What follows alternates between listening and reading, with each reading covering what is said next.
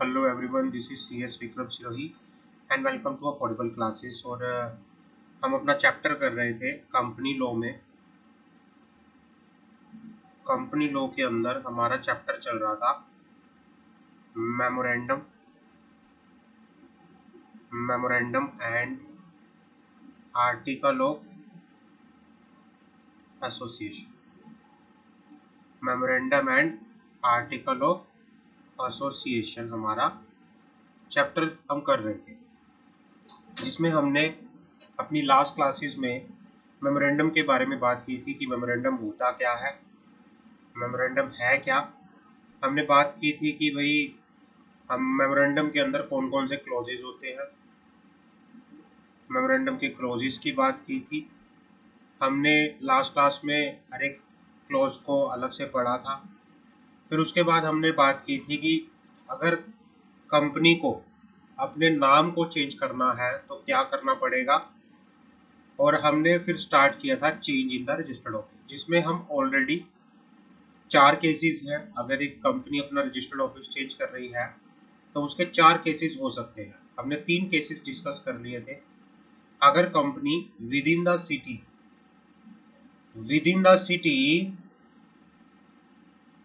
क्या करती है, अपना रजिस्टर्ड ऑफिस चेंज करती है। ये दूसरा केस हमने पढ़ा था, one city to another city, but उसमें आरओसी जो है वो सेम है।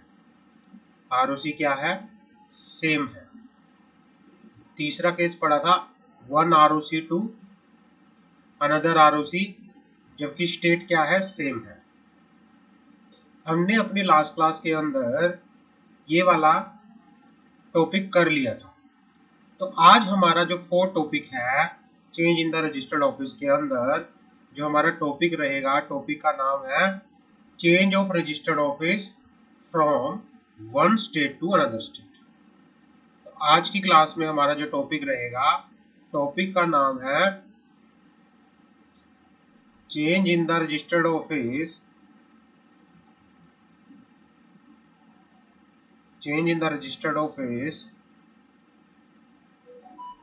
from one state to another state।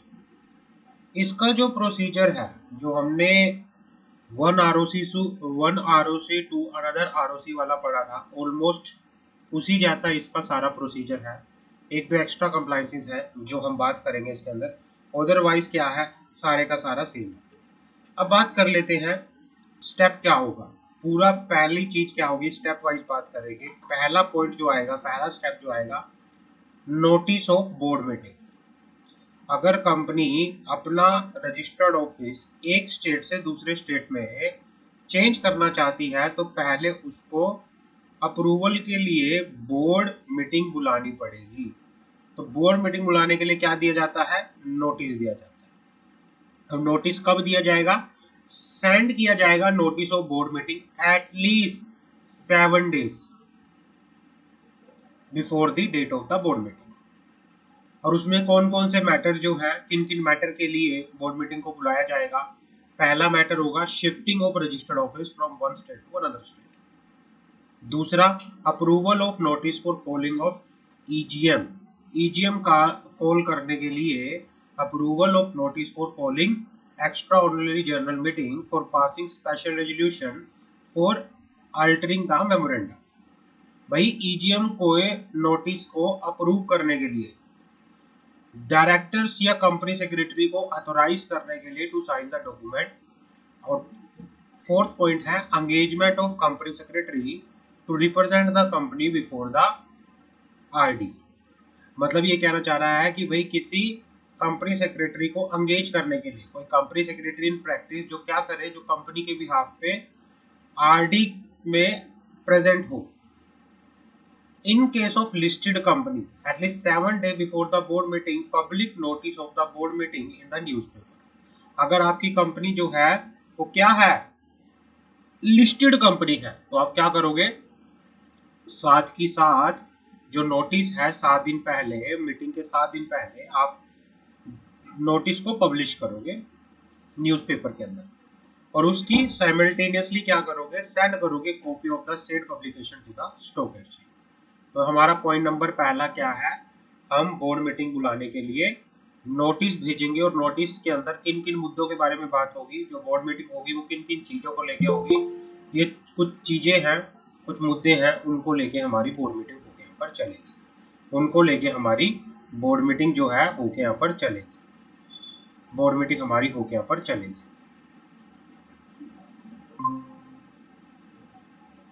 अब बात कर लेते हैं, हम बात कर रहे थे,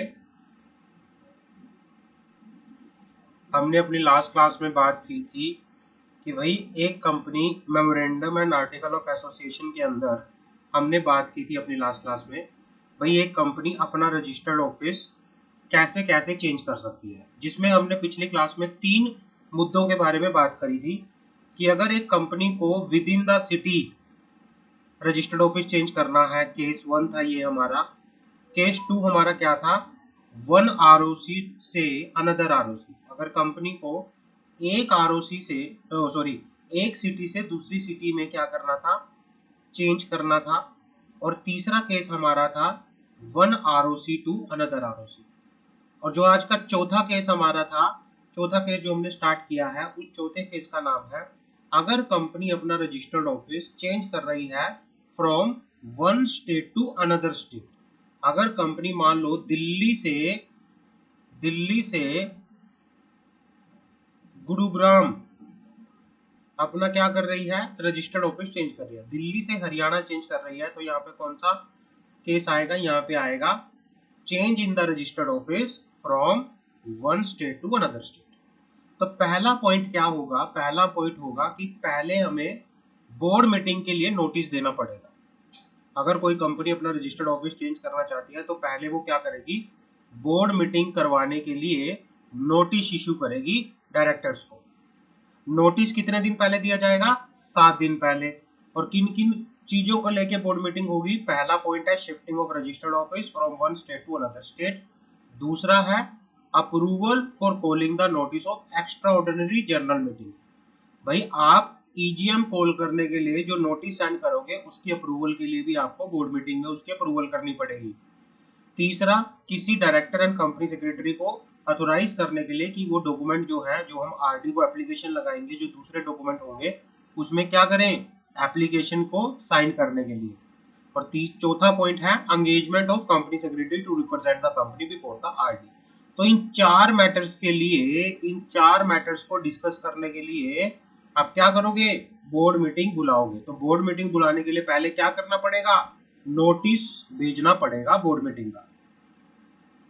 अगर आपकी कंपनी जो है लिस्टेड है, अगर आपकी कंपनी जो है लिस्टेड है, तो लिस्टेड कंपनी क्या करेगी, बोर्ड मीटिंग होने के 7 दिन पहले नोटिस सेंड करेगी। नोटिस को क्या करेगी, पब्लिश करेगी न्यूज़पेपर के अंदर। 7 दिन पहले नोटिस को पब्लिश करेगी न्यूज़पेपर के अंदर। और साथ ही साथ, साइमल्टेनियसली का मीनिंग होता है साथ की साथ नोटिस की कॉपी को, उस पब्लिकेशन की कॉपी को कहां भेजा जाएगा, स्टॉक एक्सचेंज के अंदर। तो पहला पॉइंट जो है notice of the board meeting. पहला पॉइंट जो है कि भाई जब एक कंपनी अपना रजिस्टर्ड ऑफिस एक राज्य से दूसरे राज्य में चेंज कर रही है तो पहले आपको क्या करना पड़ेगा, बोर्ड मीटिंग के लिए नोटिस भेजना पड़ेगा। पॉइंट नंबर 2, आपने नोटिस भेज दिया, अब आप क्या करोगे, बोर्ड मीटिंग करोगे।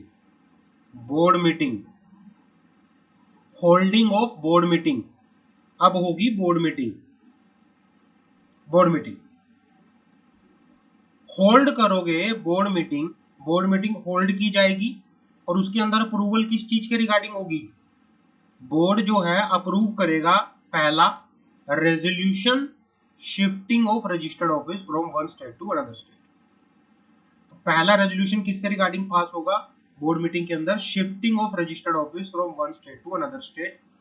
दूसरा किस चीज के रिगार्डिंग, नोटिस को अप्रूव किया जाएगा, notice for calling EGM extra ordinary general meeting for passing special resolution. Share holder की मीटिंग के लिए नोटिस को अप्रूव किया जाएगा, किस चीज के लिए ईजीएम होगी, स्पेशल रेजोल्यूशन पास करने के लिए for shifting of registered office. फिर क्या किया जाएगा, बोर्ड मीटिंग के अंदर अथोराइजेशन किया जाएगा डायरेक्टर का, कंपनी सेक्रेटरी का, कि वो क्या करे, साइन करे डॉक्यूमेंट्स को। और चौथा point, engagement of company secretary to represent the company before RD, मतलब कंपनी सेक्रेटरी को अथोराइज किया जाएगा, कंपनी सेक्रेटरी इन प्रैक्टिस को, कि वो कंपनी के बिहाफ पे रीजनल डायरेक्टर के सामने क्या हो, प्रेजेंट हो, रीजनल डायरेक्टर के सामने क्या हो, प्रेजेंट हो।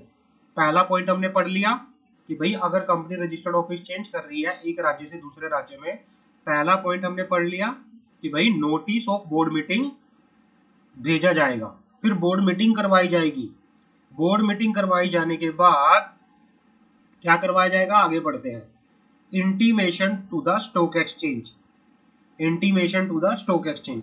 ये किस केस में होगा, ये लिस्टेड कंपनी के केस में होगा, लिस्टेड कंपनी के केस में।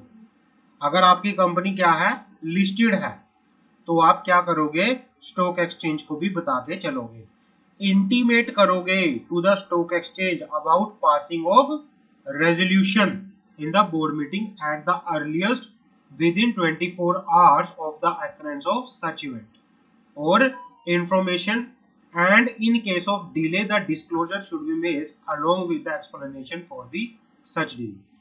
भाई ये कहना चाह रहा है अगर आपकी कंपनी लिस्टेड है, लिस्टेड कंपनी के केस में जैसे आपने बोर्ड मीटिंग की, बोर्ड मीटिंग के अंदर जो रेजोल्यूशन आप पास करोगे,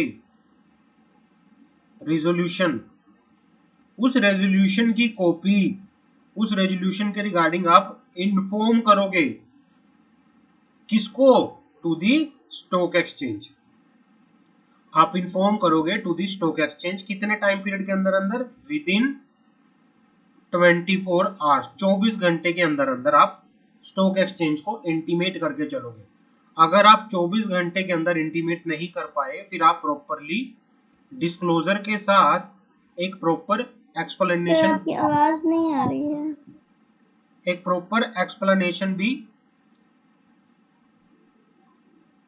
हाँ, तो ये कहना चाह रहा है कि भाई intimation to the stock exchange हमने पढ़ा, हम स्टार्ट कर रहे हैं, हमने कंपनी लॉ का मेमोरेंडम वाला चैप्टर कर रहे थे। मेमोरेंडम वाले चैप्टर के अंदर हमने क्या क्या पढ़ा है, मेमोरेंडम वाले चैप्टर के अंदर हमने बात की थी कि कंपनी का रजिस्टर्ड ऑफिस कैसे चेंज होता है। हमने पहले 3 पॉइंट पढ़ लिए थे कि अगर with in the city change कर रहे हैं, एक सिटी से दूसरे सिटी चेंज कर रहे हैं, और तीसरा केस हमने पढ़ा था कि भाई एक आरओसी से दूसरे आरओसी में चेंज कर रहे हैं। आज का केस जो हमारा है एक स्टेट से दूसरे स्टेट में है। जब कंपनी अपना रजिस्टर्ड ऑफिस एक राज्य से दूसरे राज्य में, मान लो दिल्ली से बिहार में चेंज करना चाहती है ना, तो उस चीज के लिए क्या प्रोसीजर होगा, तो हम उसी के बारे में बात कर रहे थे। पहला स्टेप होगा, कंपनी को नोटिस भेजना पड़ेगा बोर्ड मीटिंग का, नोटिस ऑफ बोर्ड मीटिंग, पहला स्टेप। दूसरा स्टेप होगा, बोर्ड मीटिंग करवाई जाएगी। हमने ये डिस्कस कर लिया है, आप रिकॉर्डेड वीडियो में देख लेना। तीसरा पॉइंट मैं बताना चाह रहा हूं आपको, intimation to the stock exchange. भाई जैसे ही आप बोर्ड मीटिंग कर लोगे, बोर्ड मीटिंग के अंदर रेजोल्यूशन पास होगा, अगर कंपनी लिस्टेड है, सिर्फ इंटीमेशन किस केस में होगा, लिस्टेड कंपनी के केस में, जिसकी सिक्योरिटी क्या है, जिसकी सिक्योरिटी क्या है, स्टॉक एक्सचेंज पे लिस्टेड है। तो भाई लिस्टेड कंपनी के केस में अगर कोई कंपनी ने रेजोल्यूशन पास किया है, तो लिस्टेड कंपनी स्टॉक एक्सचेंज को भी बता के चलेगी। कितने टाइम पीरियड के अंदर बताएगी, 24 घंटे के अंदर अंदर बता के यहाँ पर चलेगी, 24 घंटे के अंदर अंदर यहाँ पे बता के चलेगी, 24 घंटे के अंदर अंदर। अगर कंपनी 24 घंटे के अंदर नहीं बताती, तो फिर वो साथ में एक्सप्लेनेशन भी बताएगी कि किस कारण की वजह से उसको बताने में डिले हुआ। समझ आ गई? 3 पॉइंट, पहला नोटिस ऑफ बोर्ड मीटिंग दिया जाएगा, दूसरा बोर्ड मीटिंग कराई जाएगी, तीसरा पॉइंट हमारा है इंटीमेट किया जाएगा, इंटीमेट किया जाएगा to the stock exchange, intimate किया जाएगा टू द स्टॉक एक्सचेंज। आप ये 2 पॉइंट वीडियो में अच्छे से देख लेना, मैंने अच्छे से समझा दिया है। और तीसरा पॉइंट समझ आया स्वेच्छा आपको? तीसरे पॉइंट में क्या होगा, अगर आपकी कंपनी लिस्टेड है तो बोर्ड मीटिंग के अंदर जो आपने रेजोल्यूशन पास किया है, बोर्ड रेजोल्यूशन पास होने के 24 घंटे के अंदर अंदर आप स्टॉक एक्सचेंज को भी बताओगे कि हमने एक स्टेट से दूसरे स्टेट में रजिस्टर्ड ऑफिस चेंज करने के लिए रेजोल्यूशन पास किया है। उसके बारे में बताओगे। अगर नहीं बताया तो आप कारण बताओगे कि किस वजह से आप नहीं बता पाए, डिले क्यों हुआ है, देरी क्यों हुई है बताने में। चौथा पॉइंट होगा फिर आप नोटिस भेजोगे, किस चीज के लिए, नोटिस ऑफ ईजीएम। अब क्या होगा, शेयर होल्डर की मीटिंग बुलाई जाएगी, extra ordinary general meeting, extra ordinary general meeting. फिर क्या होगा, शेयर होल्डर की मीटिंग बुलाई जाएगी, तो शेयर होल्डर की मीटिंग बुलाए जाने के लिए नोटिस भेजा जाएगा, send notice of the EGM to at least 21 days, 21 clear days. ये कहना चाह रहा है 21 क्लियर डेज पहले, 21 दिन पहले नोटिस भेजा जाएगा, किस चीज के लिए, ईजीएम को कॉल करने के लिए, before the member of the company. किसको भेजा जाएगा, member of the company, shareholder. Send copy of the notice to the stock exchange simultaneously. Also, intimation to be sent to the concerned stock exchange that the notice of extraordinary general meeting was sent to the shareholder of the company at the earliest within 24 hours of the occurring of such event or information, or in case of any delay, the disclosure should be made along with the explanation of such delay. ये कहना चाह रहा है कि भाई आप फिर क्या करोगे, पहले आपने बोर्ड मीटिंग का नोटिस भेजा, फिर बोर्ड मीटिंग करी, बोर्ड मीटिंग में आपने रेजोल्यूशन पास कर दिया, रेजोल्यूशन के बारे में स्टॉक एक्सचेंज को बता दिया, फिर आप नोटिस भेजोगे शेयर होल्डर की मीटिंग के लिए। शेयर होल्डिंग की मीटिंग के लिए नोटिस जो भेजा जाता है 21 दिन पहले भेजा जाता है, ये 21 दिन क्लियर डेज होता है।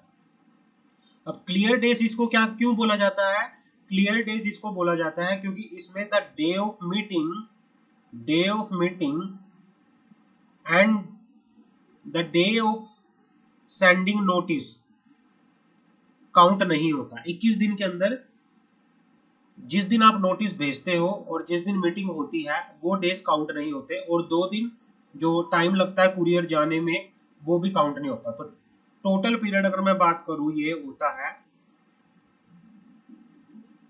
21 क्लियर डेज। क्लियर डेज के अंदर आपको 4 दिन एक्स्ट्रा दिए जाते हैं ताकि क्या है, नोटिस आराम से भेजा जाए। तो क्या होगा, 21 दिन पहले शेयर होल्डर को नोटिस भेजा जाएगा, उसके बारे में आप प्रॉपरली बताओगे कि वही कंपनी जो है रजिस्टर्ड ऑफिस चेंज कर रही है, बोर्ड ने प्रपोज किया है, और इसके लिए आप बोर्ड मीटिंग जनरल मीटिंग बुलाओगे। जैसे ही क्या होगा, इस नोटिस के बारे में इंटीमेशन दी जाएगी, किसको दी जाएगी इंटीमेशन, स्टॉक एक्सचेंज को।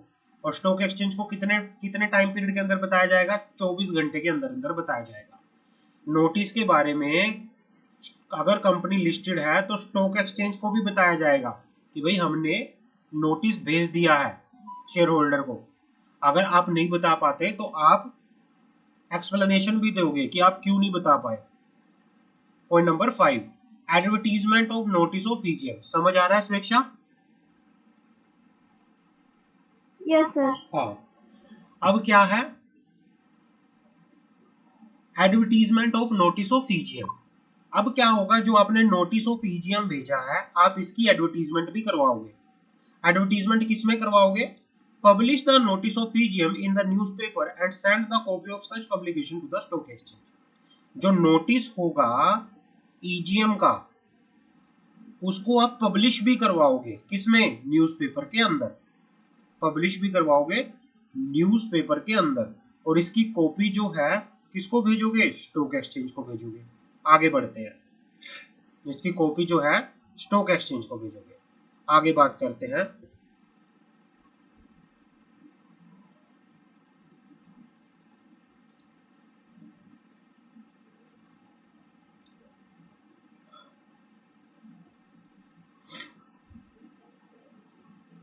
तो हम बात कर रहे हैं शिफ्टिंग ऑफ रजिस्टर्ड ऑफिस की। शिफ्टिंग ऑफ रजिस्टर्ड ऑफिस के अंदर अगर एक कंपनी एक राज्य से दूसरे राज्य के अंदर अपना रजिस्टर्ड ऑफिस चेंज करना चाहती है तो भाई उसके लिए हम सबसे पहले कंपनी नोटिस भेजेगी बोर्ड मीटिंग का, फिर बोर्ड मीटिंग होगी, बोर्ड मीटिंग के बारे में इंटीमेट किया जाएगा स्टॉक एक्सचेंज को, फिर उसके बाद नोटिस भेजा जाएगा ईजीएम का। नोटिस 21 दिन पहले भेजा जाएगा। नोटिस की क्या होगी, एडवर्टीजमेंट भी होगी। अब क्या आता है यहाँ पे, ईजीएम को होल्ड किया जाएगा। अब एक्स्ट्रा ऑर्डिनरी जनरल मीटिंग होगी, होल्ड करेंगे ईजीएम। अब क्या होगी, छठा पॉइंट, 6 पॉइंट क्या होगा, ईजीएम होगी, एक्स्ट्रा ऑर्डिनरी जनरल मीटिंग होगी। एक्स्ट्रा ऑर्डिनरी जनरल मीटिंग के अंदर क्या होगा, स्पेशल रेजोल्यूशन को पास किया जाएगा। अब क्या होगा, स्पेशल रेजोल्यूशन को पास किया जाएगा। किस चीज के रिगार्डिंग, भाई मेंबर्स अप्रूवल देंगे, स्पेशल रेजोल्यूशन पास होगा किस चीज के लिए, रजिस्टर्ड ऑफिस चेंज करने के लिए एक स्टेट से दूसरे स्टेट के अंदर। समझ आ गई, एक स्टेट से दूसरे स्टेट के अंदर रजिस्टर्ड ऑफिस चेंज करने के लिए रेजोल्यूशन पास होगा, स्पेशल रेजोल्यूशन। क्लियर है? Yes sir. हाँ, तो अभी तक के पॉइंट समझ आए, क्या क्या पॉइंट होते हैं जब एक कंपनी रजिस्टर्ड ऑफिस चेंज करना है। तो पहले पॉइंट क्या होता है, समझ आ गया यहाँ तक पॉइंट्स?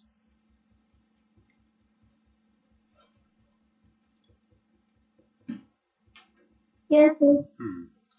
अब क्या होगा, जो आपने ईजीएम करी है, ईजीएम के अंदर जो रेजोल्यूशन पास किया है रजिस्टर्ड ऑफिस चेंज करने का, ईजीएम होती है शेयर होल्डर की मीटिंग, कंपनी के मेंबर्स की मीटिंग। बोर्ड मीटिंग होती है डायरेक्टर्स की मीटिंग। अब इंटीमेट किया जाएगा ईजीएम के बारे में किसको, स्टॉक एक्सचेंज को। आप फिर दोबारा से क्या करोगे, जो आपने रेजोल्यूशन पास किया है, intimate about the proceeding of EGM and the amendment to the memorandum of article of association to the stock exchange. 24 घंटे के अंदर अंदर आप क्या करोगे, मीटिंग का जो भी कंक्लूजन निकला है उसके बारे में किसको बताओगे, स्टॉक एक्सचेंज को बताओगे 24 घंटे के बारे में। अगर 24 घंटे में आप नहीं बता पाए, फिर आप बाद में बताओगे, लेकिन साथ में एक एक्सप्लेनेशन भी दोगे कि क्यों आप 24 घंटे के अंदर नहीं बता पाए। फिर होता है फाइलिंग ऑफ रेजोल्यूशन। जो ये रेजोल्यूशन पास हुआ है, जो मेंबर्स ने रेजोल्यूशन पास किया है, रेजोल्यूशन, इसकी कॉपी आरओसी में फाइल होगी। और कौन से फॉर्म में फाइल होगी, फॉर्म MGT 14। 30 दिन के अंदर अंदर, जिस दिन रेजोल्यूशन पास हुआ ईजीएम में, जिस दिन स्पेशल रेजोल्यूशन पास हुआ ईजीएम में, उसके 30 दिन के अंदर अंदर आप आरओसी में क्या करोगे, फॉर्म फाइल करोगे। आरओसी में क्या करोगे, फॉर्म फाइल करोगे। कौन से फॉर्म के अंदर, फॉर्म MGT 14 के अंदर, फॉर्म MGT 14 के अंदर। क्लियर है? अभी तक तो ये सिर्फ रेजोल्यूशन की बात होती है।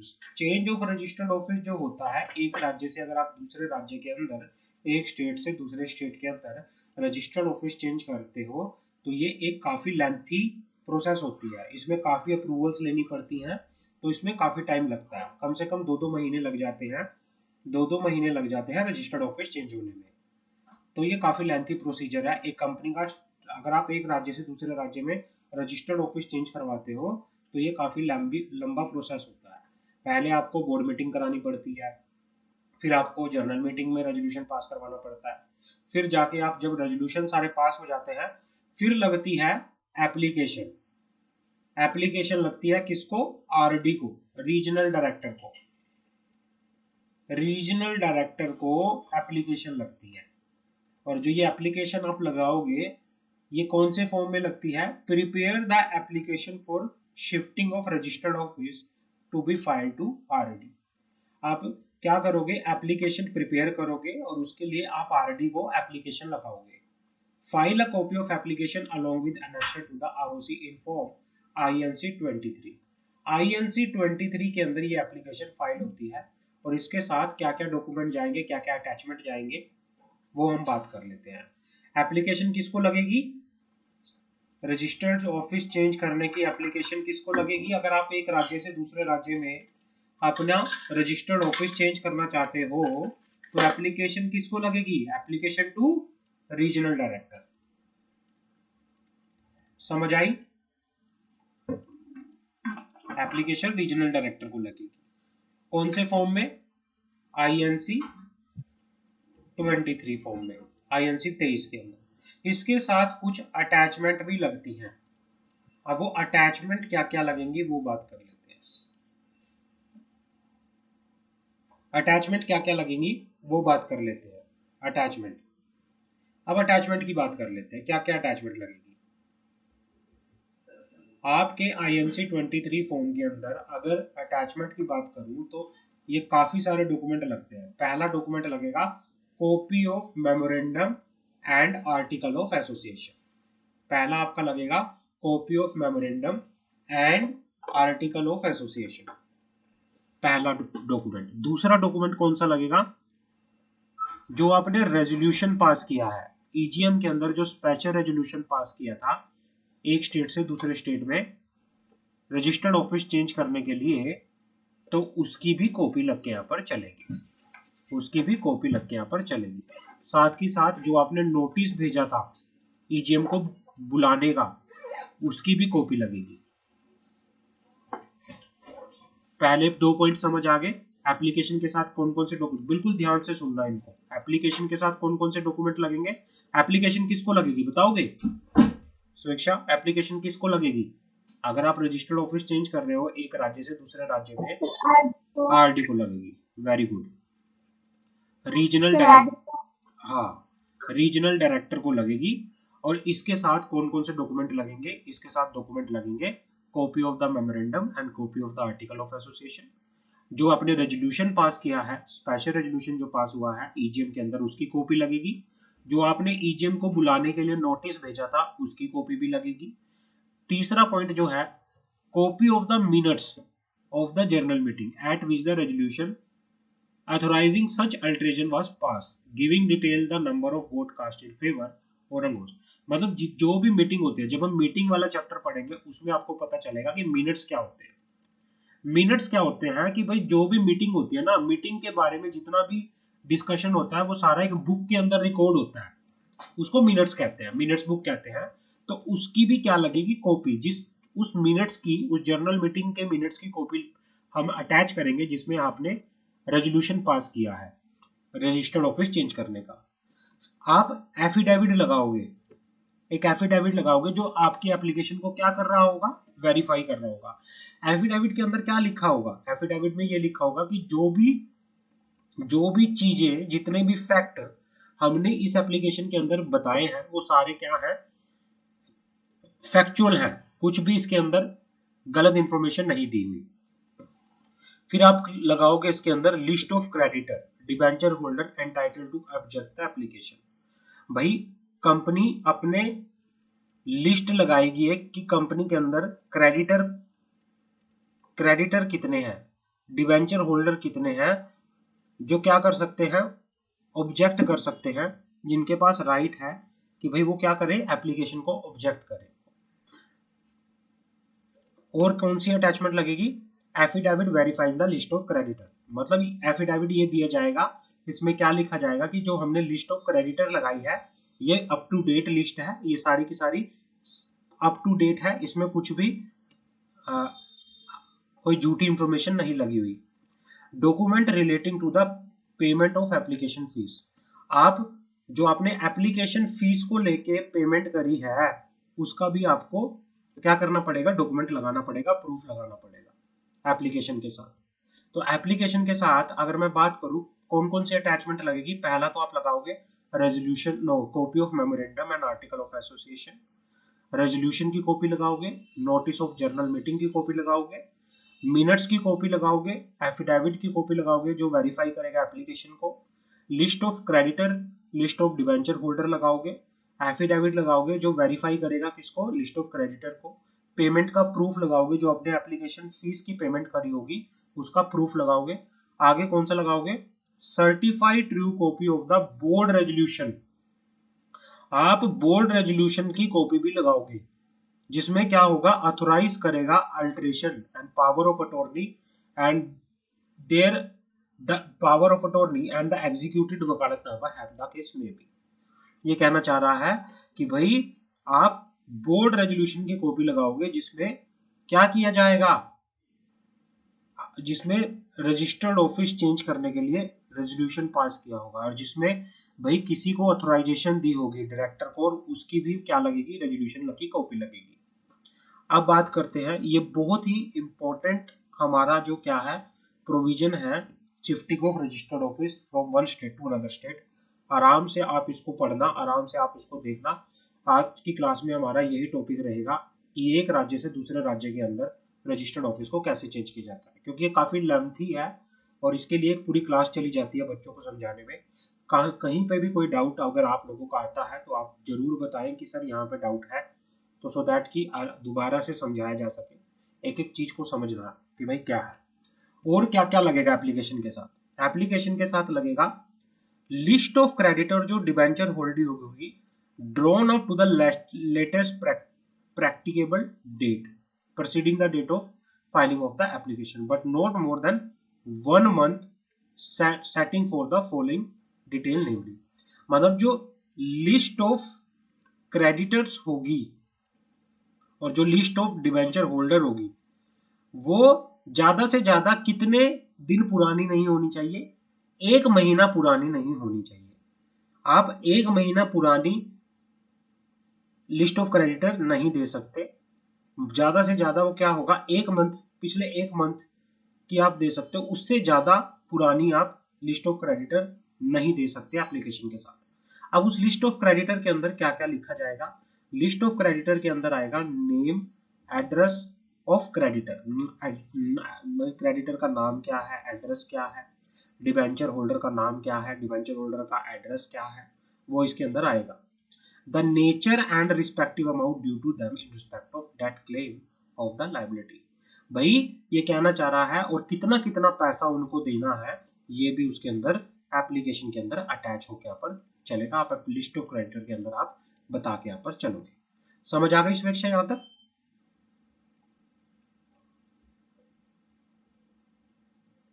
Yes sir. हाँ, कोई डाउट यहाँ तक किसी तरह का अभी तक?